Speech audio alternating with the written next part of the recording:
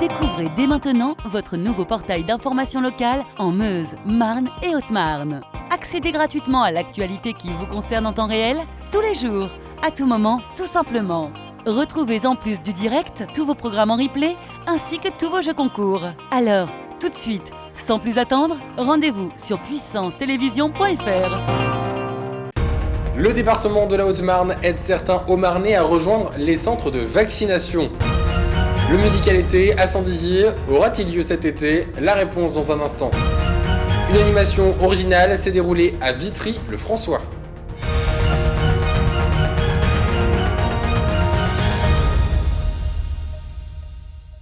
Bonsoir à tous, bienvenue dans votre journal du mardi 23 février 2021.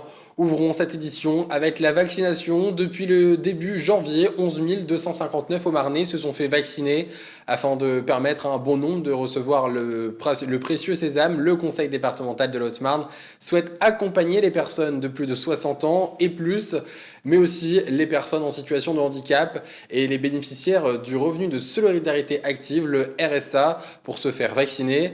Pour cela, Nicolas Lacroix, le président du conseil départemental de la Haute-Marne, nous explique les motivations du département dans cette initiative au micro d'Alessiane Godefroy. On a vraiment voulu quelque chose de très simple. On souhaite vraiment que cette information soit diffusée partout en Haute-Marne pour tous ceux qui aujourd'hui ont des difficultés, soit parce qu'ils sont seuls, soit parce qu'ils n'ont pas de moyens de locomotion, parce qu'ils n'ont pas de famille. Enfin, vous voyez, il faut vraiment que cette aide, elle soit accessible envers ceux qui en ont le plus besoin. C'est vraiment l'objectif aujourd'hui. Et on a ensuite souhaité apporter une participation forfaitaire pour générer un maximum de flux vers les centres de vaccination. Plus de Haut-Marnais vaccinés le plus rapidement possible et que personne ne soit exclu pour des questions de mobilité. Sociétés de taxi ou transports sanitaires se sont donc mobilisés pour amener les patients, se faire vacciner. Le remboursement se fera sur présentation d'un RIB à hauteur de 30% maximum. Écoutez. C'est vraiment donc sur une campagne vraiment des personnes qui ne présenteront aucun symptôme pour les transporter d'un point A, donc leur domicile, vers un centre de vaccination, et ce qui permettra aussi justement de mener à bien cette action. Ce qui sera nécessaire pour le conseil départemental et ses patients, c'est de les prendre en charge donc du point A au point B, mais ils pourront donc avoir un justificatif à l'issue du règlement de la facture. Et donc à l'aide des véhicules sont équipés d'imprimantes et de moyens de paiement qui pourra transmettre leur facture au conseil départemental avec l'indemnité qui est prévue à cet effet. Tout autre chose à présent, il y a quelques jours, le gouvernement a autorisé les festivals à se tenir cet été avec une mesure sanitaire stricte. Le nombre de personnes sera limité à 5000. Pas de concert debout, mais assis. Voilà la condition sine qua non pour que les amoureux des concerts puissent à nouveau profiter de la musique en plein air, à condition que l'on ne connaisse pas une nouvelle flambée épidémique. Saint-Dizier, la question demeure, le musicalité se déroulera-t-il au Parc du Jard? Les Bragards pourront-ils venir écouter Trois Cafés Gourmands, Gauvin Serre ou encore Christophe Maé? La réponse d'Ilona Pietschok, la directrice des Trois Scènes, au micro de Julien Carré. On y réfléchit. Donc on n'a pas encore de réponse, on est en train d'envisager tous les scénarios, techniquement ce qui serait possible. Après, est-ce qu'il est judicieux de maintenir la musicalité avec une jauge à 5000? On sait que c'est un festival qui accueille jusqu'à 20 000 à 30 000 personnes par soir. Mais est-ce que pour autant il faut tout annuler? Donc pour l'instant on en est au stade, les annonces gouvernementales sont toutes récentes, on est en train d'étudier tous les scénarios, de chiffrer aussi, de voir techniquement ce qui est possible, et puis ensuite les élus se positionneront sur la décision finale de maintien ou non du festival. Poursuivons cette édition avec le chiffre du jour qui s'élève aujourd'hui à 68, ce qui représente le nombre de Meusiens ayant contracté le variant de la Covid-19. Parmi eux, 34 ont contracté le variant britannique et 34 autres ont contracté le variant sud-africain et brésilien. De la culture à présent, malgré la crise sanitaire, des manifestations culturelles se maintiennent. En effet, Bord de Seine à Vitry-le-François se réinvente pour proposer des nouvelles manifestations, tout en conjuguant divertissement et mesures sanitaires. Ce samedi, les services culturels proposaient donc des balades comptées sous un parapluie sonore. Voilà une nouvelle façon d'utiliser un parapluie lorsqu'il ne pleut pas. Un reportage de Nargis Boussaïd.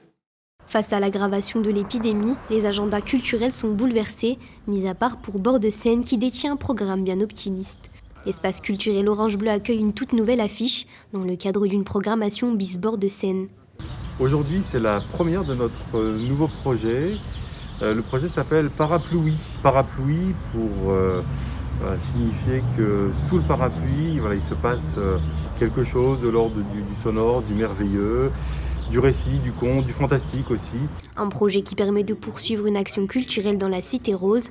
L'organisation propose alors des balades comptées, accompagnées de ces parapluies sonores, ouverts à tous à partir de 8 ans. On propose aux spectateurs de découvrir, sous un parapluie sonore, des récits qui ont été enregistrés et mis en musique ici à Bord-de-Seine dans nos studios. Afin de respecter le protocole sanitaire, l'accueil et les animations se font en extérieur. Un seul parapluie est mis à disposition pour 2 personnes uniquement. En fait, il y a juste un petit lecteur MP3 qui alimente des haut-parleurs qui sont situés à l'intérieur du parapluie. C'est des parapluies qui ont été designés par des étudiants de l'école d'art de Reims et qui ont été fabriqués à Troyes par une entreprise qui fabrique des parapluies. En partenariat avec Césarée, le Centre national de création musicale de Reims, ces récits sonores sont décrits comme une hymne à la joie en ces temps difficiles. Et pour une première, les intéressés se sont prêtés au jeu dans cette expérience plutôt unique et originale. Moi je travaille au cinéma de Vitry, étant donné qu'en ce moment on n'a plus le droit à la culture, c'est un moyen justement de pouvoir en profiter.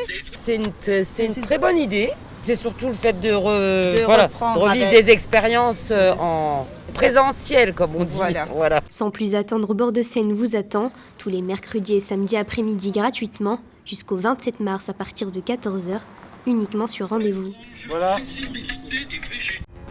C'est la fin de cette édition, merci de l'avoir suivi. Tout de suite, la météo de demain. Très bonne soirée à tous. Toute l'actualité qui vous concerne, à voir et ou à revoir, dès maintenant sur puissancetélévision.fr et sur notre application mobile.